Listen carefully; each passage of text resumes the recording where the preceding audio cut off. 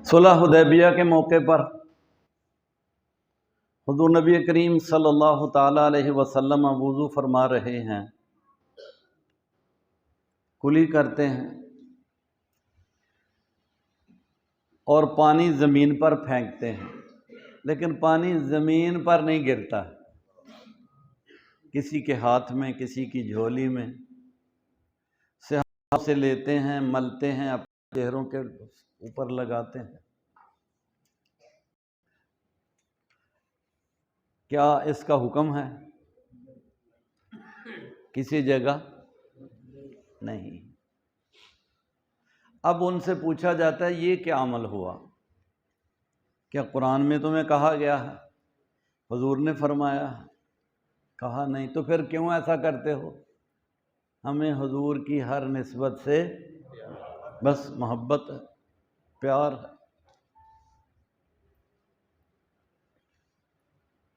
حضور نبی کریم صلی اللہ علیہ وسلم نے پچھنے لگوائے، سنگیاں لگوائیں۔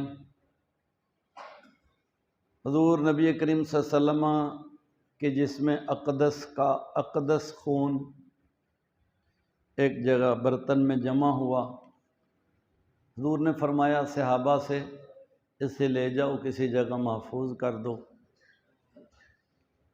حضرت عبداللہ ابن زبیر کے ہاتھ میں برتن آیا، باہر چلے گئے، تھوڑی دیر کے بعد واپس آئے تو حضور نبی کریم صلی اللہ علیہ وسلم نے فرمایا کیا اسے محفوظ کر دیا؟ عرض کی یا رسول اللہ ہاں۔ فرمایا کہاں؟ عرض کی میں نے اپنے پیٹ میں محفوظ کر دیا۔ آگے اور بڑا واقعہ ہے، لیکن حضور نے تو فرمایا، حکم دیا بلکہ کہ اسے جا کر کسی جگہ، لیکن انہوں نے تو یہ محبت ایک ایسی چیز ہے، کسی عورت کو اللہ نے 10 سال کے بعد بیٹا عطا فرمایا، آپ نے کبھی دیکھا ہوگا اس کی والہانہ محبت کو کہ جب اسے غسل دیتی ہے، اس کے کپڑے بدلتی ہے، اس کو چومتی ہے، اور اس کی ایسی جگہوں کو بھی چومتی ہے جو عام بندہ نہیں چومتا۔ اس سے کہا جائے یہ تو کیا دیوانی ہے؟ کہا نہیں، مجھے اپنے بیٹے سے محبت ہے، پیار ہے۔ تو جہاں محبت ہوگی وہاں کسی چیز دلیل کی ضرورت نہیں۔ محبت خود ایک دلیل ہے، محبت خود ایک دلیل ہے۔ کیوں ایسا کرتے؟ پیار ہے۔ انگوٹھے کیوں چومتے ہو؟ میرے آقا کا نام آیا ہے۔ کیا دلائل علیحدہ باتیں، وہ دلیل نہیں مانگتا ہے، نہیں، میرے آقا کا نام ہے، میں اسے چومتا ہوں، محبت ہے۔ تو محبت ایک دلیل ہے۔ تو کچھ لوگ اہل محبت ہوتے ہیں، ان کے سامنے جب محبوب کا، محبوب کی کسی نسبت کا کسی طرح سے بھی تذکرہ ہوتا ہے تو وہ تنقید کی نگاہ سے نہیں دیکھتے، پیار کی نگاہ سے دیکھتے ہیں۔ ہر محفل میں ایسے لوگ ہوتے ہیں، یاد رکھیے۔ یہ سارے لوگ کیا ہیں؟ کوئی بندہ ایسا بیٹھا تو دیکھو جی یہ کیسی بات ہوئی، ہم نہیں اس کو مانتے، یا ہم اس بات کو نہیں مانتے، وہ صاحب انکار ہیں۔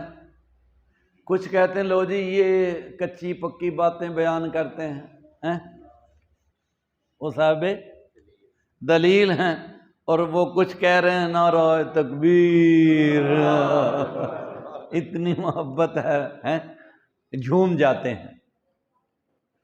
یہ اللہ کا نظام ہے، یاد رکھیے۔ یہ کیا ہے؟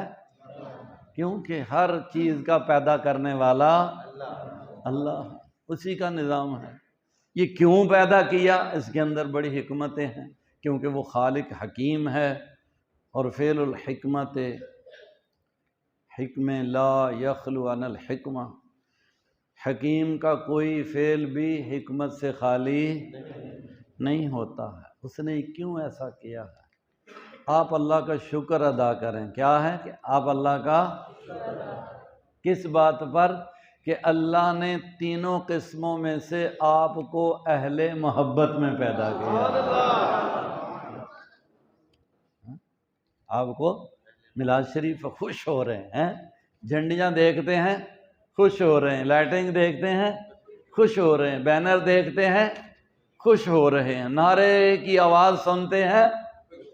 تو یہ اندر جذبات جو خوشی کے ہیں یہ آپ کے اپنے ذاتی پیدا کردہ نہیں ہے۔ کیوں؟ کوئی چیز بھی آپ کی اپنی نہیں ہے۔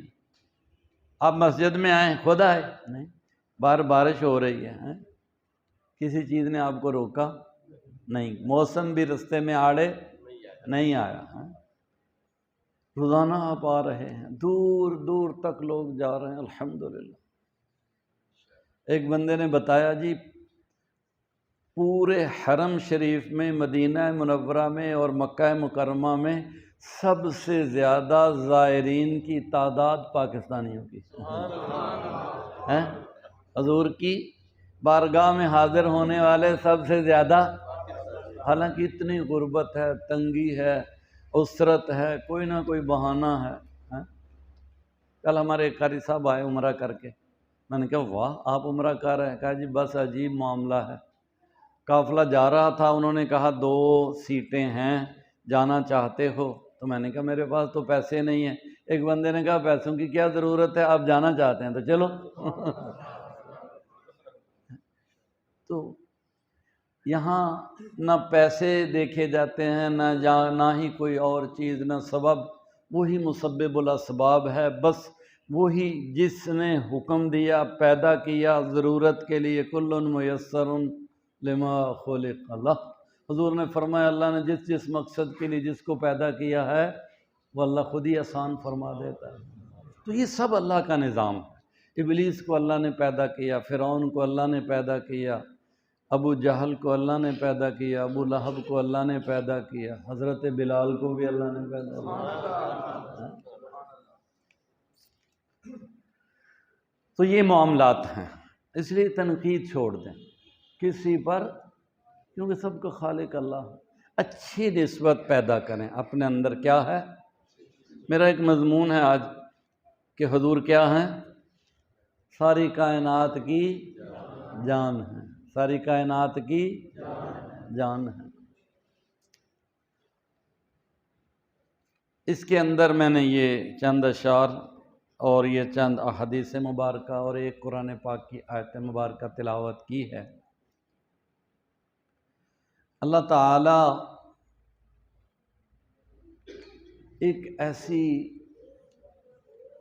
ذات کا نام ہے جس کو عقلوں سے نہیں سمجھا جا سکتا۔ اللہ کو عقلی دلیل سے، کیوں؟ اس کے انکار میں ہزاروں دلیلیں ہیں۔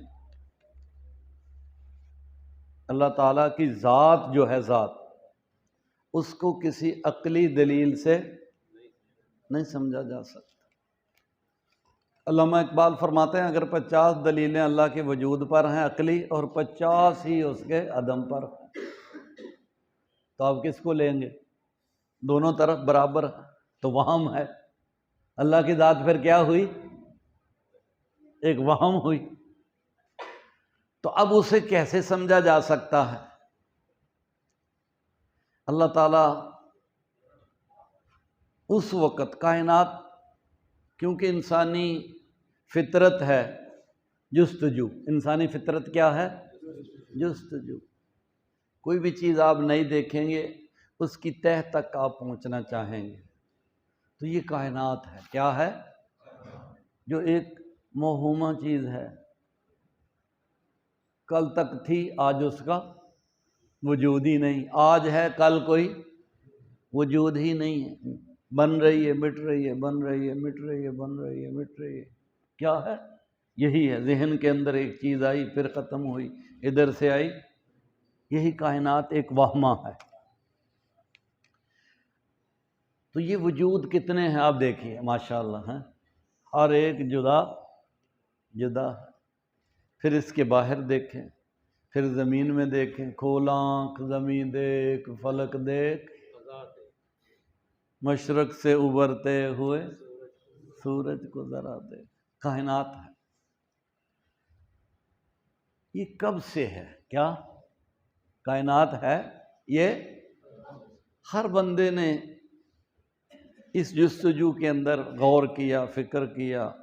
آج کی سائنس بھی دن رات اسی فکر میں ہے کہ یہ کائنات کب سے. کائنات یہ جمع ہے کائنتن کی. کائنتن کا معنی ہے ہونے والی چیز. کیا کیا ہونے والی چیز، اور جمع ہو تو ہونے والی چیزیں. یہ یعنی ممکنات. کیا ہے؟ ممکنات کو ہم دوسرے لفظوں میں کائنات کہتے ہیں. تو یہ جو ممکنات ہیں، آیا اس سے پہلے کوئی ایسی ذات ہے جو ممکن نہیں ہے؟ کیونکہ ممکنات کو دو چیزیں ختم کرتی ہیں سائنسی اعتبار سے، منطق اور فلسفہ کے اعتبار سے. کسی بھی چیز کو سوچتے سوچتے پھر وہاں آدمی پہنچ جاتا ہے تو وہ اس نقطے پہ آ جاتا ہے جہاں ایک دائرے میں نقطہ فرض کیا تھا. ایک دائرہ ہم نے فرض کیا کہ یہاں سے شروع ہو رہا ہے، پھر کار نے یہاں سے دائرے کی جو ہے لکیر شروع کی. جب چلتے چلتے پھر وہاں آ گئی، یار یہ تو وہی نقطہ ہے. تو یہ دور کہلاتا ہے. کیا دور؟ اگر یہ دور ہے تو کچھ بھی نہیں ہے، ساری فرضی چیزیں ہیں. بھائی نقطہ فرض کیا، پھر چلتے چلتے پھر نقطہ. تو یہ کیا ہے؟ عقلی طور پر دور لازم آتا ہے اور یہ باطل ہے. یا پھر سیدھا چلو مستطیل صورت میں، تو چلتے چلتے چلتے چلتے چلتے چلتے غیر متناہی چیزوں تک آپ پہنچیں گے تو یہ تسلسل لازم آ جائے گا. کیا؟ یہ بھی عقلاً محال ہے. تو دور اور تسلسل کی وجہ سے کائنات کل یہ ہوئی، پرسوں یہ ہوئی، چلتے چلتے نہیں. کوئی ایسی چیز ہونی چاہیے جہاں یہ ممکنات جا کر رک جائیں، جہاں پر یہ تسلسل ختم ہو جائے، جہاں پر دور. وہ اللہ کی ذات ہے. وہ کیا ہے؟ اللہ کی ذات ہے. تو سائنسی اعتبار سے کہ یہ سارے ممکنات کب سے ہیں، یہ پہاڑ کب سے ہیں، یہ سورج کب سے ہے، یہ انسانی وجود کب سے ہے، یہ کائنات جو نظر آنے والی چیزیں ہیں کب سے ہیں، جو دماغ میں آنے والی حواس خمسہ ظاہرہ اور باطنہ میں آنے والی چیزیں کب سے ہیں. تو چلتے چلتے چلتے صحابہ کے ذہن میں یہ بات آئی. صحابہ کے ذہن میں یہ بات آئی، اور اس بات کو پوچھنے والے سب سے پہلے حضرت جابر ابن عبداللہ. جابر ابن کہ اللہ ہے، یہ تو مان لیا چلو کہ اللہ مستجمع لجمیع صفات الکمال. اللہ اس کو کہتے ہیں جس کا وجود واجب ہے، ممکن، تاکہ تسلسل اور دور کا سلسلہ ختم ہو جائے. تو اب یہ سلسلہ جو ہے یہ کب سے شروع ہوا؟ تو یہ بات حضرت جابر ابن عبداللہ رضی اللہ تعالیٰ عنہ نے حضور نبی کریم صلی اللہ تعالیٰ علیہ وسلم سے عرض کی، یا رسول اللہ ایک بات عرض کروں. فرمایا ہاں پوچھو. اللہ نے سب سے پہلے کیا چیز پیدا کی؟ خالق کیا ہے؟ اللہ. اللہ نے سب سے پہلے کس چیز کو پیدا کیا؟ حضور نے یہ نہیں فرمایا مجھے کیا پتا، مجھے کیا پتا.